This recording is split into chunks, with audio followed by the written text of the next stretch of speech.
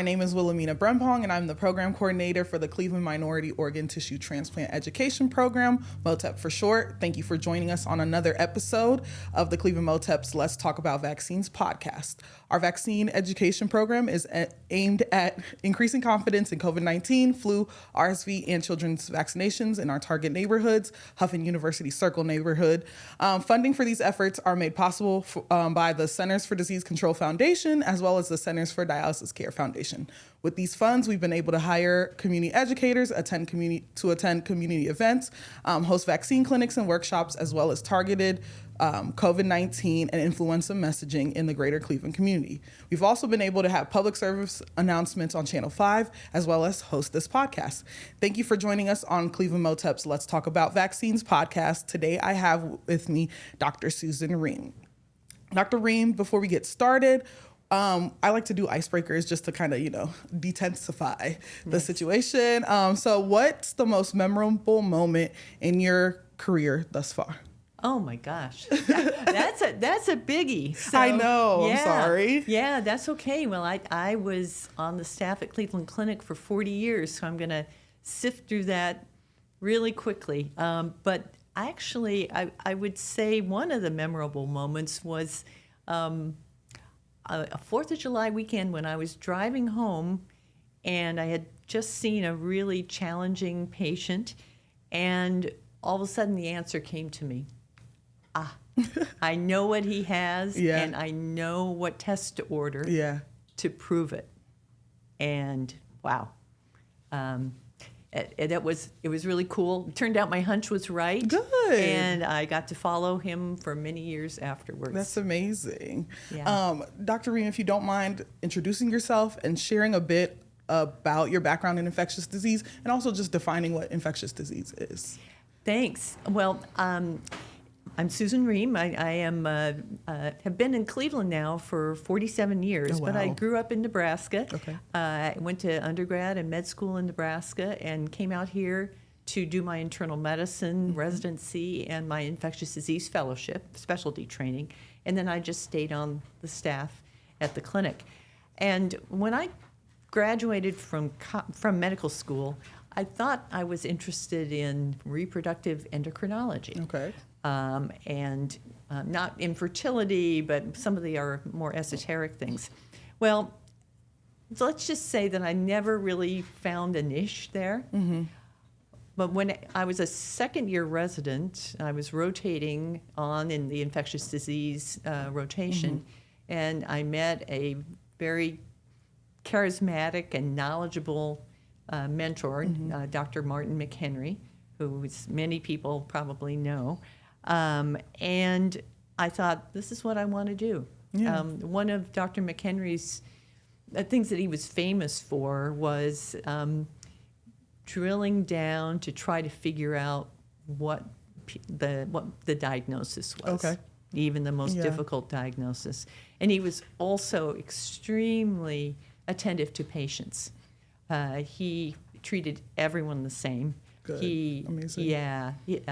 He was just an amazing guy in all respects. And that's when I thought, I'll do infectious disease. Yeah. Yeah. And one of the reasons that I liked infectious disease was that a lot of the diseases are actually curable. Yeah. You have an infection, you give an antibiotic, and hopefully it gets better. Mm-hmm. What I didn't know was that a lot of people who have chronic problems have trouble getting over their infections.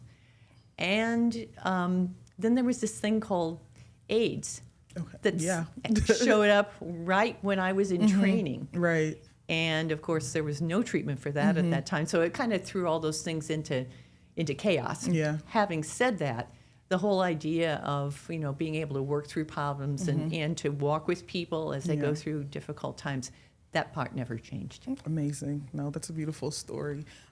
So let's talk about vaccines, right? So could you break down how vaccines work and how that plays into the work that you've done? Well, it's interesting because vaccines are actually another reason that I love infectious disease, because there are things that are preventable altogether. And that's where vaccines come in.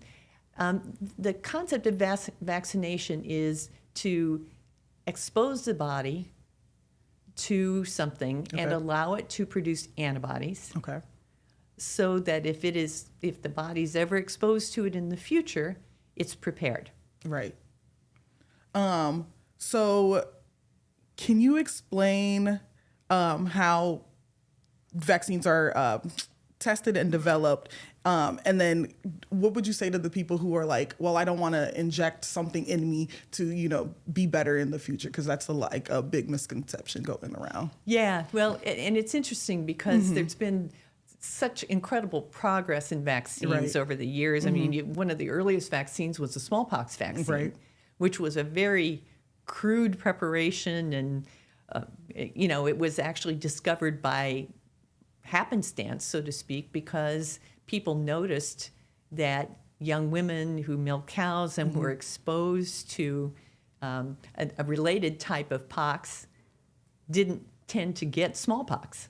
Okay, interesting. Right. So they had some lesions on their hands, that kind of thing. So somebody got the bright idea of saying, well, why don't we use this other pox virus that's similar to it and expose people to it in a safe way, let them get that and go forward. So that was the history. Nowadays, with advances, people are able to determine which specific little part of the virus or the bacteria causes the best antibody formation, and get it down to a very, very small segment that doesn't cause infection. It's not alive. It's nothing at all. Right. But it does stimulate the antibody production that is protective to it. So when vaccines come up, they tested in hundreds of thousands of people, not only to see how they do with antibody formation, see how they do if they happen to be exposed to whatever they're being vaccinated against, and also follow them up for years to see if there's any ill effect long term. Right. So going off of that, like that testing timeline, can you explain why people have said that some vaccines like COVID seem to have had a quick turnaround time and time for approval? I overheard a conversation with two kind of pharmaceutical reps, and the way they were talking about the vaccine, it was kind of conspiracy theoristy. And I was like, that's interesting. You working in that field, you would think that they would kind of be pro how fast the vaccine came out.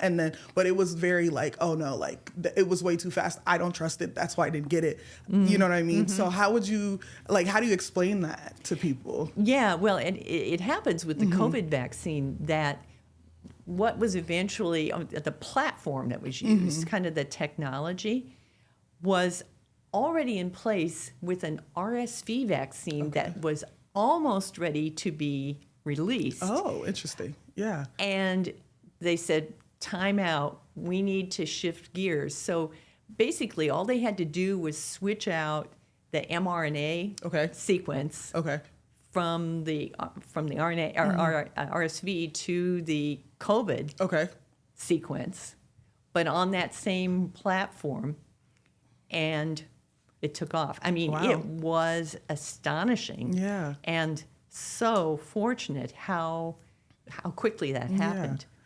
I was among the first to get it. This was in December of 2020. Wow. So, that's really ahead. Right, because March of 2020 was when things started, and I got it in December. Wow, and I cannot overly emphasize how happy I was to get that vaccine and to get the booster coming up. I mean, it was a game changer. Yeah. Wow. Well, I mean, it's good to know that they were already in the process of creating a vaccine. So it just kind of made sense to make it make sense for the world. Yeah, I'll say it kind of reminds me, when the car's on the assembly line, right? And they, they've got certain seats and they've got steering wheel and this, that, the other thing.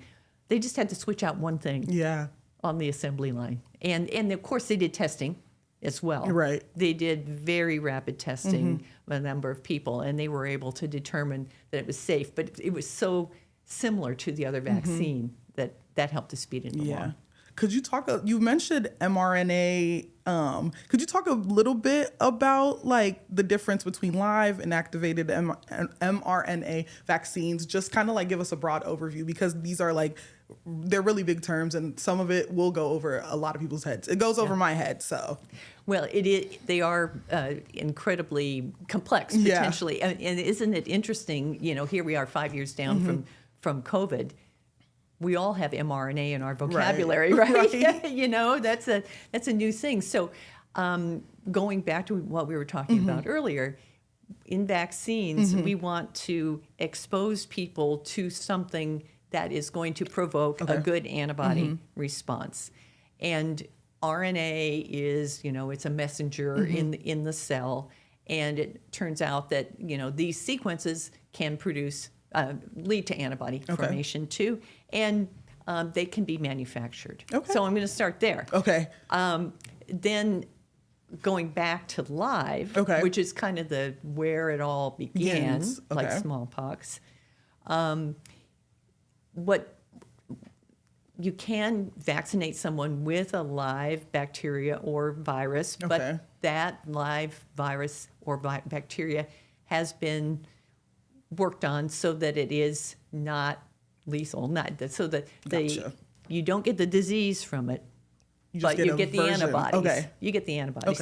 So like the milkmaid who was milking cows and had this similar thing to smallpox. It's similar to what causes the disease, but it's been engineered so it's not the same. Or, you know, I say engineered, that makes it sound like I'm the mad scientist. But, you know, the way you choose these things is to grow them up in culture. And then actually find the ones that are less likely to cause disease. So that's what they call live attenuated vaccines. Yeah. Great, thank you for that. Still over my head, but great explanation. Let's move on to immunity. So could you explain the difference between natural immunity, vaccine-induced immunity, and herd immunity? I think we've heard a lot about natural immunity as well as herd immunity, but, you know, vaccine-induced immunity is something that kind of still sounds a little new in my brain. Like, I don't think I've ever heard that in passing. Right. Yeah, so natural immunity is when you've had the infection yourself. I had chicken pox, I had measles, I had mumps back in the day. Wow. So I had, yes. Those are like big ones. So I have natural immunity to those. And most of the time, the antibodies that you make with natural immunity last for your entire lifetime.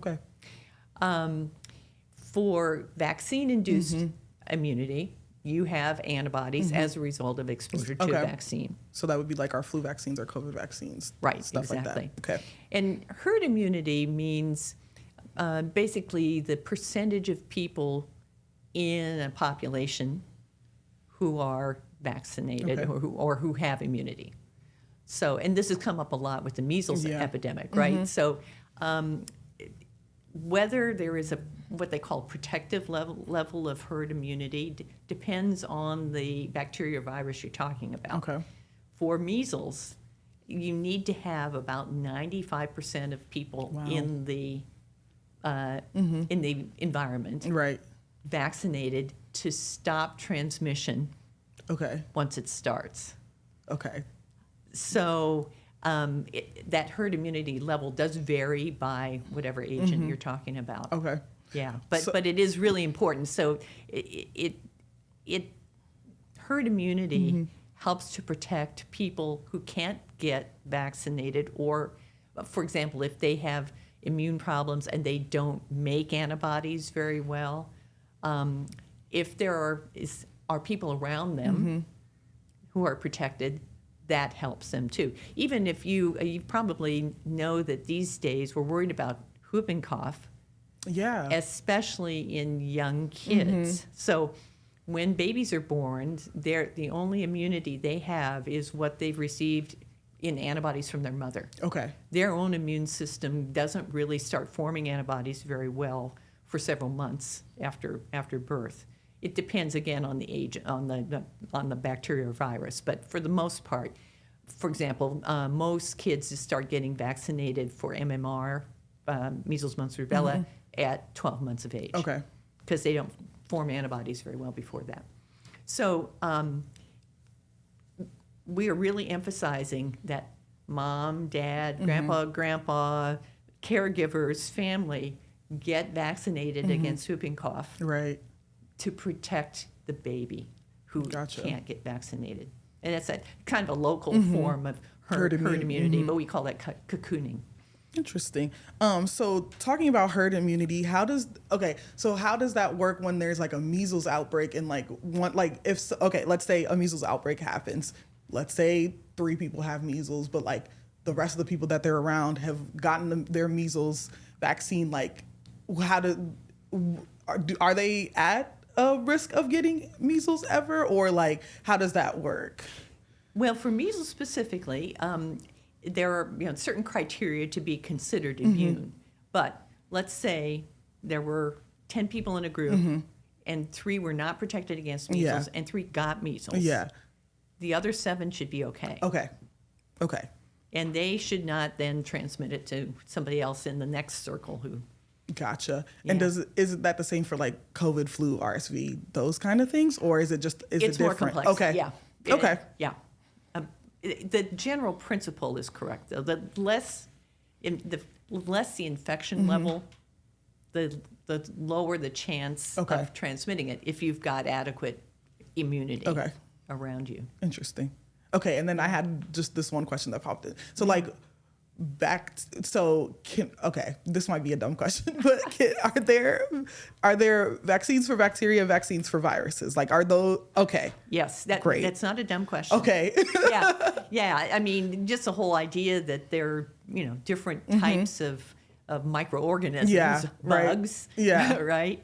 That's a big deal, and there are differences in how the body develops immunity and what part of the immune system really protects them. I mean, we talk about antibodies a lot, and that's kind of the classic thing, especially for bacteria and many viruses. But take the virus that causes chickenpox. Okay.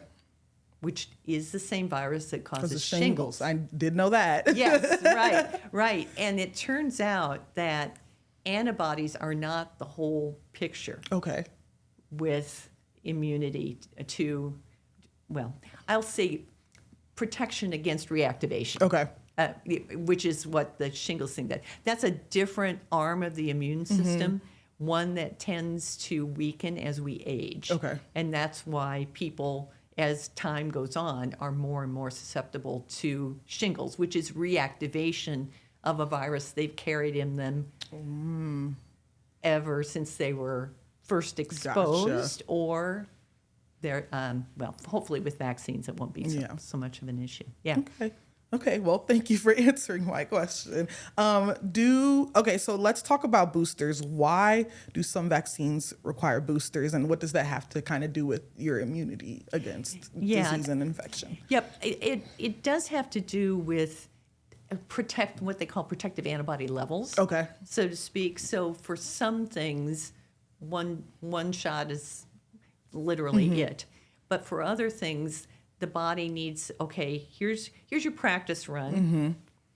And now that you've started to build that muscle, let's give you a little extra memory on this. Let's give you another chance to build more antibodies. Gotcha. And there's special parts of the immune system that are actually called memory cells. Okay. That not only when you get a booster shot, but if you're actually exposed to that, those memory cells are some of the ones that say, I know you. I'm going to get rid of you. Yeah. Okay, so we got our own personal bodyguards in our...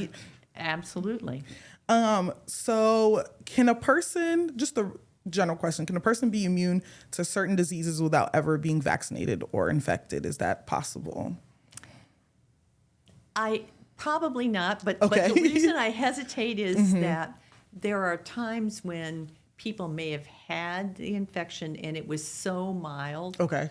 Can you give me an example? Not characteristic. There are some people who have, back in the day, had mumps and Okay. didn't know they had it, Okay.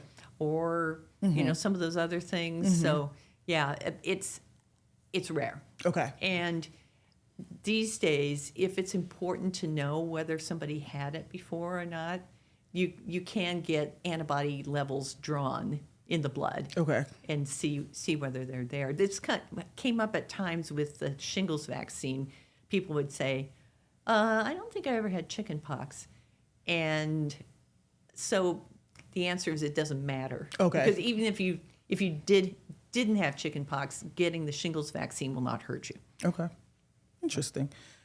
So what are some lifestyle factors or ways that people can help support their immune system alongside getting vaccinated? Are there general things or are there specific things to like different infections? And I wish I had something really cool and unusual and exotic to Yeah. say, but what I'm going to say is more on the general side, and that is, you know, getting good rest, a healthy diet, yeah. exercise, getting your vaccines on as scheduled are all things that you can do to help reduce the chance that you're going to get any infection, Okay. let alone Yeah. one that's caused by vaccine preventable infections.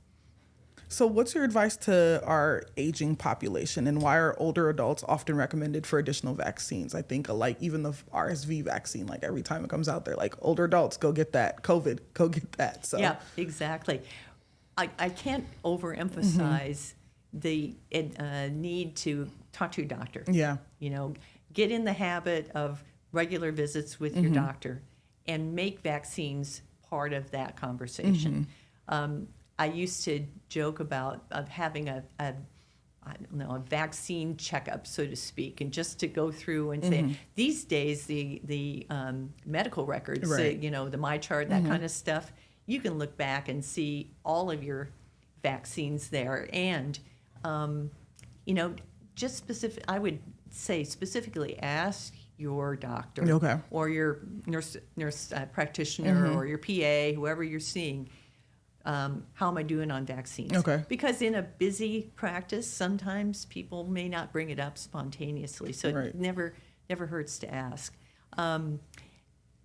You know, when we age, our antibodies usually hang in there okay. Okay. You know, we might probably, might not produce as high a level as we did in the past, but there are other parts of the immune system that really do kind of quit paying attention. As I mentioned earlier, with the chickenpox Right. virus that causes shingles, it's kind of like, okay, I'm on a siesta here, so that virus is more likely to come up Okay. as time goes on. So there are other examples of infections, but it has to do with the arms of the immune system that come up. And you may have heard too that for influenza, there is a specific vaccine that's given to older adults that helps to increase the level of antibody and also keep those antibodies up a little longer. Oh. So that's a so-called high-dose Yeah. influenza vaccine. Okay. And the other thing, sometimes they add what's called adjuvants Okay. to vaccines, which are chemicals that help to boost the immune response to. It happens that the Moderna COVID vaccine has adjuvant, Okay. I believe. I take that back. One of the RSV vaccines has adjuvant. The other one does not. Okay. But it tends to really strengthen the immune response. Would you say there are risks to like just solely relying on a natural immunity instead of, getting vaccines? Because I think a lot of people are starting to get into the thinking that they can gain natural immunity and forget about vaccines. Well, I guess my response to that is there was a reason that the vaccines were invented. Right. And getting natural immunity means having the disease. Having the disease has risks Right. as well. Right. So, I was thinking about when I had measles way back when. There was a kid in the town next to mine who developed severe brain damage as a result of measles. Wow. there were people around who were still having polio and causing gosh. problems. You know, rubella can cause problems in pregnant women that can harm the fetus. There's a reason that vaccines were invented, and that's to prevent a natural disease, because a natural disease can be harmful, even lethal in some cases. Yeah. No, I'm with you, Dr. Reem. They not with you. So what are some of the most important vaccines that adults should keep up to date with? What are the things that, you don't want to miss these as you're getting older? And are there any newer emerging vaccines that people should know about? Thanks. Because it is something, I mean, we think about kids, when they have a schedule, you're 12 months, 18, this, that, and the other. Well, really, it's getting to be that way for adults, too. Good, but yeah. it's just not as visible as it is, and it's spread out more. Okay. So that's kind of makes it tough to do. Let me give you an example of something that's really spread out, and that's a so-called tetanus shot. Okay. Right? So we know we're supposed to have a tetanus shot every 10 years. Okay. Ooh, I might be behind. You know what? They've studied Yeah. this, and if you ask somebody, when was your last tetanus shot, and they don't know, Time to get a new it's one. time to get another one. Let me book an appointment. Yeah, right. So the tetanus shot, the reason that it's important to continue to get it is not only for tetanus, but for diphtheria. Both of those are pretty rare. But most importantly, for whooping cough. Okay. So you remember it used to be called DPT shots, and now it's Tdap, tetanus, diphtheria, and pertussis. Okay. So every 10 years for that. Okay. Okay. 50 years old, Okay. time for shingles vaccine. Okay. I need to remember that. Yeah, right. Put that in your calendar Do for you know, for 30 years exactly, from now. exactly. So, and if you're if you're older than 50 and you haven't got it, it's It's not time. too late. to Okay. get it. That's good to know. Yeah. Okay. The next big one is probably 65 Okay. when pneumonia vaccine. This is pneumococcal vaccine. Okay. So it doesn't prevent all pneumonias, but it prevents a certain type of pneumonia that is potentially lethal or very severe in adults, and also some other kinds of disease related to the pneumococcus vaccine, which is a kind of strep. And then just in terms of the age-related things, 75 is the next big one. Okay. And that's RSV. Okay. Now, all of those ages may be disregarded if somebody has a special need for a vaccine. Maybe if they're getting an organ transplant, Okay. maybe if they're immunocompromised because of medicine they're taking or because of their underlying condition, you might give them earlier. Somebody who has a bone marrow transplant gets every vaccine all over again. Everything. Wow. Because in most bone marrow transplants, you wipe out everything. Wow. I did not know Yeah, that about yeah, bone marrow right, transplants. Right, for the autologous ones particularly. But those are really important. Now, the other big adult category, so to speak, are what I'll call respiratory virus Okay. vaccines. So, influenza every year. Okay. Yeah. Yeah, I mean, I can't tell you. I've Controversial probably gotten one. I've gotten the Yeah. flu vaccine every year for 45 Yeah. years. People do not And- like getting that flu vaccine every year. Right, It's- and part of it's a lot of misconceptions Yeah. about flu, and it's just the flu. And Yeah. so on. Well, the flu can be lethal, and, Right. and a lot of things we call the flu aren't really the flu, and so on down the line. But and the other thing I think about the flu vaccine is the old, well, I got the vaccine, I still got the flu. Yes. There are a number of potential reasons for Yeah. that, including what you got was not actually influenza. Yeah. But the other thing is, and this is particularly true with the respiratory vaccines, it doesn't prevent all disease. Okay. What you do know is that if you get it, it's a lighter case. Then what would you would have Then gotten? you would have gotten other ones. Okay. And especially for people whose health is not great at baseline, to have a lighter case instead of the full-blown thing is a win. Yeah. So when you get those statistics that say, well, it's only 20, 30% effective or whatever, that's in disease prevention. Okay. It's not the overall effect of it. It's hard to measure. Well, 70% of people got it, but they got the flu, but it was a mild case or something. Gotcha. It's tough to measure. Yeah. But the same thing is true for COVID. COVID vaccine does not prevent all cases of COVID. Okay. But the people who have been vaccinated and get COVID have lighter cases. Okay. And that's very solid Yeah. evidence for sure. I mean, it's happened to me. I have had, I don't know how many, probably 9 COVID vaccines now. And, Yeah. and it's still every 6 months for COVID vaccine until, unless there are changes in the recommendations. But I got COVID in January of 23. Okay. And that That was was probably about way after Right. everything. It yeah. wasn't. It was like, and it was about 5 months after Yeah. I had a COVID vaccine. So Oh, the wow. antibodies were wearing off Yeah. at that time. And of course, the virus is mutating, like influenza also mutates. So, it wasn't a bad case. And Okay. I took medicine with it as well. And Yeah. yeah, Cleared up. Yeah. Yeah, so it wasn't a bad deal. Yeah, I had COVID before I think I got the I think I had COVID after I got the vaccine, but it was pretty bad. I was hot. But I didn't Yeah. get like a, loss of like taste or smell or anything. I was just, it felt like a crazy fever. Nothing was cooling me down. Felt sick. Glad I got through that. And it happened during Christmas. Like my first course. Christmas in Cleveland, I couldn't even go home. Aw. Oh yeah, it was really sad. Aw, And I couldn't stay because my dad, Aw. he's immunocompromised. So I had to I went, got COVID testing, then drove back 2 hours to Cleveland to spend Christmas by myself. So, but we're my. back. It's fine. Yeah, yeah. Oh man, Yeah.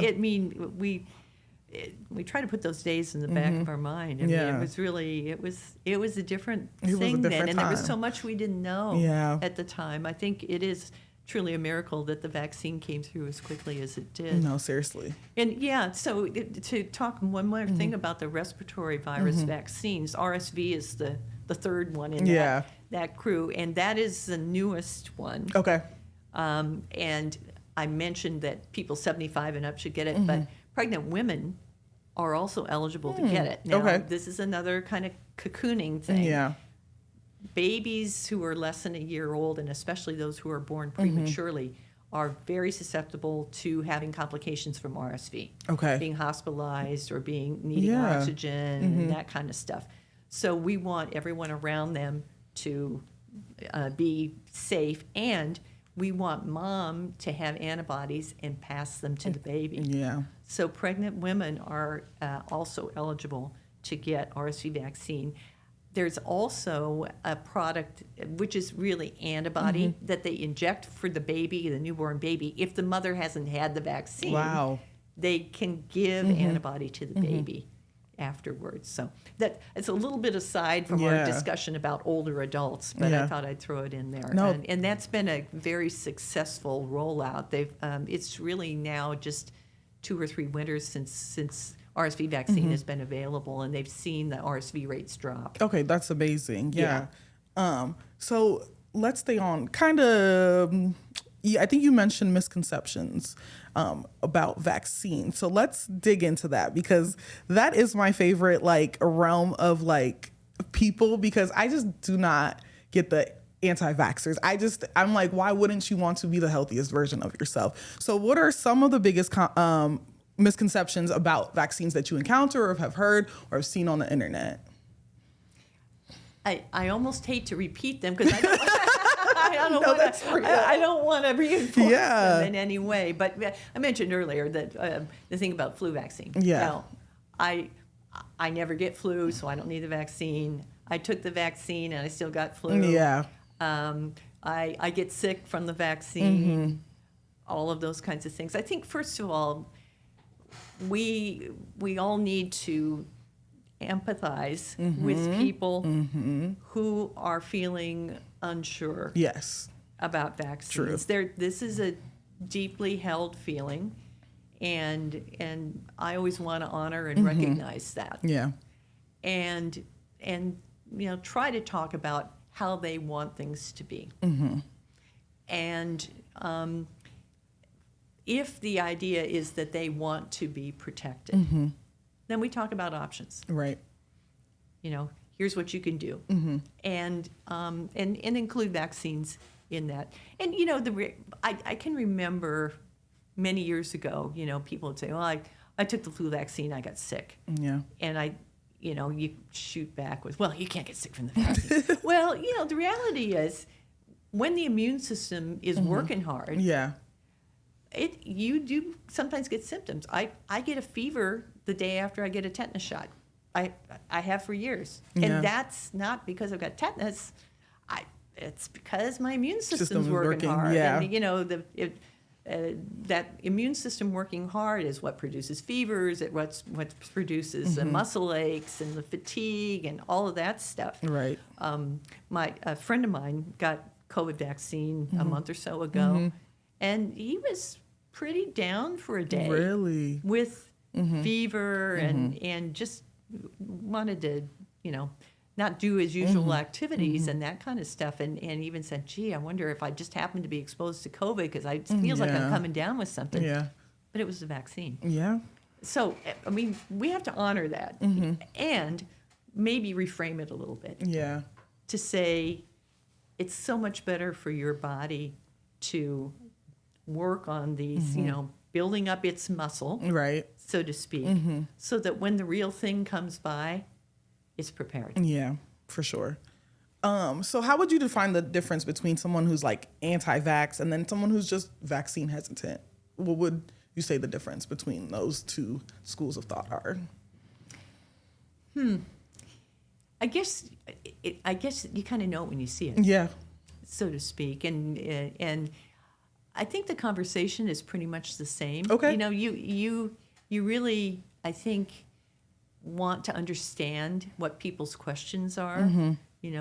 Understand how they're thinking, and again, understand what they want things to be. How do they see things going forward? Yeah. And that's the opportunity. Do you think social media has contributed to any vaccine misinformation, and what can we do to combat it? Because I think that's where a lot of people get their information. So it's like, what is public health doing in the grand scheme to kind of make sure that stuff isn't the things that are circulating and the things that people are talking about in their, at their family reunions, on the couch watching TV, that kind of thing. Yeah. Well, I wish we could figure that all out for a number of reasons, but there is an element of, we have the old saying, fighting fire with fire. Let's get the good stuff out on social media. True. I say the good stuff. I mean the science-based information. Yeah. And they actually have done a number of studies looking at that and using social media and other things and apps to try to allow people to see other science-based information. Yeah. And make the case that way. Scheduling, sending texts to people when it's time for them to get vaccinated again. You probably participated in this when you did COVID vaccine. What was it called, VaxSafe or something like that? And you did a little questionnaire afterwards, and for weeks afterwards to say, here's what's going on. Anyway, use the tools that we have, so to speak. I think that the tough part is, and there's probably studies about this as well, that the things that are kind of catch your emotion are the things that tend to enter the deep memory, so to speak. And so, having said, let's fight fire with fire, I think to try to learn more ways to bring that emotional part to it as well. Hopefully can help in the long run. But yeah, it's a huge issue. But let's use social media. Yeah. So how do you think we can build trust among communities that have have historical reasons for medical skepticism? I think that's a big thing going around. How do we combat that? And what ways do you think are effective in building trust in those kind of communities? that is one of the questions Yeah. as well. And I'd love, for example, the town halls that Yeah. your group put on over the months and years. But I know the one that was done last month was particularly successful, Yeah. and it really was a neutral ground. You know, people could come and hear and ask questions in an open way, feel safe Yeah. asking questions, so to speak, and knowing that they were respected Yeah. wherever they were coming from. So I think that those types of open forums are extraordinarily important. Yeah. And also one-to-one. You know, whether you're in a healthcare setting, whether you're at a family reunion, whatever setting you're in, whether you're at church, at synagogue, at the mosque, you know, those one-to-one interactions that you have, even though you're probably not in that activity thinking, hey, I'm going to tell somebody how great vaccines are. Yeah. But as you build relationships with people, you never know what's going to come up. You Right. can kind of get a sense of where they are and what questions they have. Yeah. And it doesn't hurt to go one by one. I know there's a lot of people in the world, and going one by one, it seems like a slow go. But I do think in the long run, that's one of the more powerful things to do as well. But I really like the community-based activities Yeah. and things like you're doing with your podcast. Yeah. You know. No, I think it also kind of plays into like the stuff that MOTEP does. Like organ donation is such a polarizing subject, and so is vaccines. So like us being able to like kind of just meet people where they're at. Our community educators have run into people just kind of, you know, airing their own thoughts, but, you know, still providing that information, but still not making it a atmosphere where they feel like they're being told to do something that they are not comfortable with. But like, this is the information. This is what has been proven. Yep. You know, take it as you will, but like, we're here to, you know, give the information. I think community-based stuff gets, you know, thrown to the wayside often because people don't see it as an effective way to change. But it's like, if you tell one person, that one person's going to be like, yeah, I was at this event and they said this and they said that. So I think we can all work together to kind of make sure vaccine uptake is high, and even organ donation, you know? Yep. Well, and you know, the thing that just struck me too is that when we were talking about relationships, you know, it's because we care, Yeah. right? And so trying to make that agenda crystal clear, and you know, getting away from the hierarchy. We are being told, as opposed to we want to do this, I think is really powerful. Yeah. And I also find myself sharing information with my friends, even like if my friends make an anti-vax sentiment, I usually am like, well, that's not true.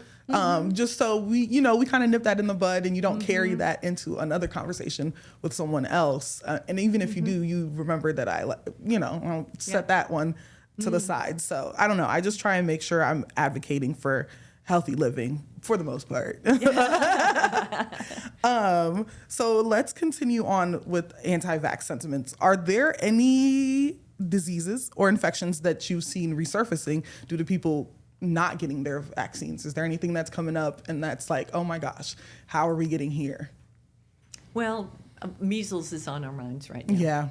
You know, and there's at least 500 cases. That's crazy. That's crazy. It is, you know, who thought that we'd ever seen in our lifetimes at that level? Yeah. And it's not only Texas, but there's other places as well, including there was an outbreak in the east side suburbs of Cleveland. Oh, no. It's Ashtabula. So, Okay, great. Right. And I think that Sorry, was, Ashtabula. it was linked to foreign travel. But, you know, foreign travel, I mean, we are a mobile society.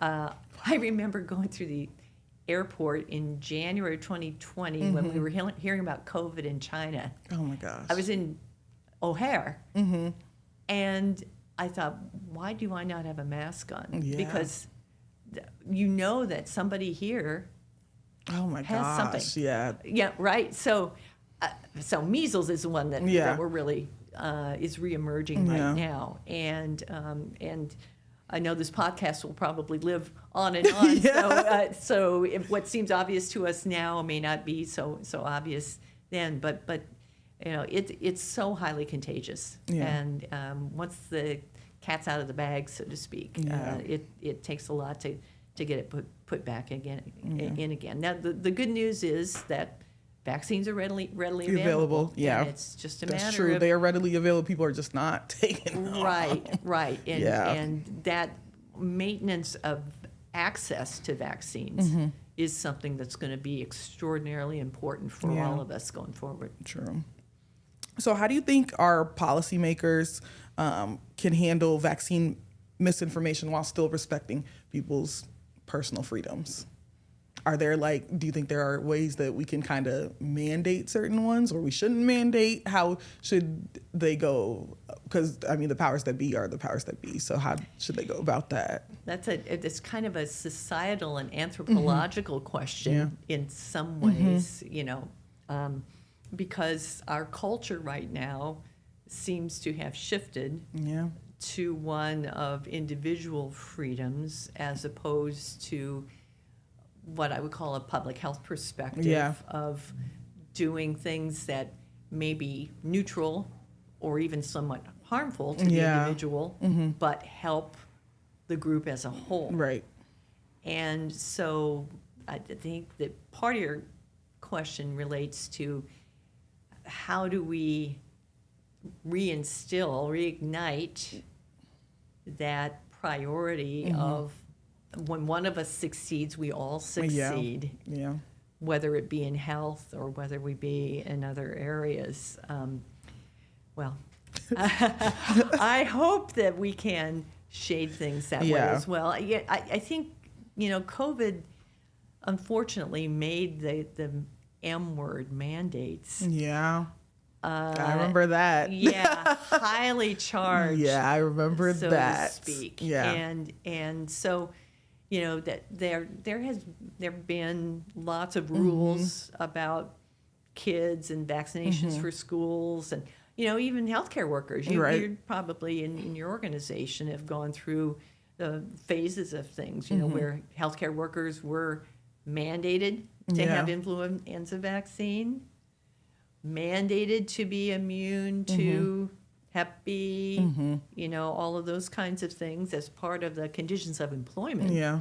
which is a little different than the person on the street, Right.